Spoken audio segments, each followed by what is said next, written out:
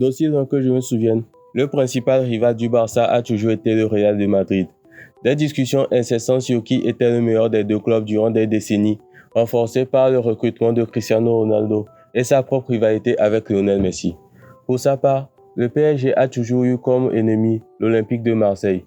Mais depuis l'arrivée des Qataris, le club de la capitale dispose de moyens considérables et peut se permettre de recruter des top joueurs comme Zlatan Ibrahimovic et Marco Verratti en juillet 2012, ou plus récemment, Neymar et Kylian Mbappé. Paris était devenu beaucoup trop fort pour Marseille, qui de son côté peine à mettre en place un projet correct. Depuis le début de l'ère QSI, la volonté du club a toujours été de faire du Paris Saint-Germain un grand d'Europe en gagnant la Ligue des Champions. Au nouveau début du club dans ces mêmes compétitions, on reprochait au PSG de s'inventer une rivalité avec certains grands d'Europe, comme Chelsea par exemple.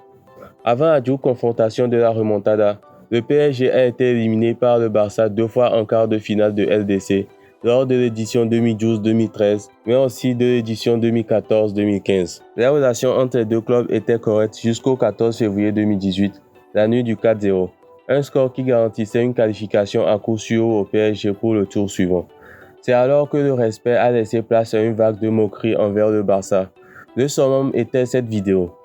Mais, puisque le karma fait bien les choses, la chute a été bien rude. Très rude même, avec un 6-1 au match retour pour le Barça. T'es content? T'es content ou t'es pas content? Oui, j'ai content. Tu étais content? Barcelone? T'es content? Je suis content. Non, moi, c'est Mélissé avant. Mais là, pour moi, t'es un peu énervé. Bien sûr, t'es énervé. Tu prends 5-1, après les gens ils vont rigoler de toi. Oui, mais t'es passé, t'as fait 4 buts à l'aller. Ouais, ok, mais c'est bien, t'es passé, mais après les gens vont dire, ouais, en fait, PSG, tu vois, pour les autres équipes vont dire, ouais, on a cru qu'ils étaient forts, mais tu prends 5-1 à Barcelone, ça.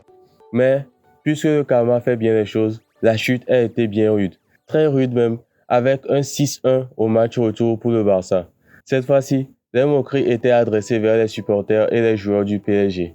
Depuis ces événements, l'atmosphère entre les deux clubs n'a cessé de chauffer.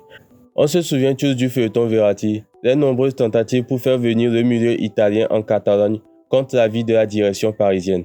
Nombreuses furent les unes de ce genre. Un quotidien catalan annonce qu'un joueur du Paris Saint-Germain a eu un accord avec le FC Barcelone, mais au final, personne ne part. Tentative de déstabilisation de la part des médias catalans pour semer la zizanie au sein du Paris Saint-Germain? Peut-être. Les médias n'ont jamais cessé de rajouter de l'huile sur le feu, et Verratti n'a pas été la seule et unique victime de cela. Adrien Rabiot a lui aussi longtemps fait l'objet de ces rumeurs. Qu'elles aient été fondées ou non, le résultat est le même.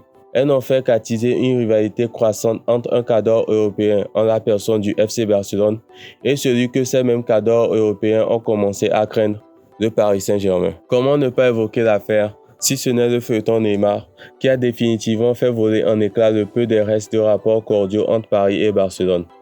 Il est difficile de croire que Nasser n'a pas voulu se dédommager du préjudice engendré par la débâcle 6-1 au Camp Nou et des approches déloyales barcelonaises. Ce transfert est avant tout la raison de la rupture diplomatique entre les deux clubs.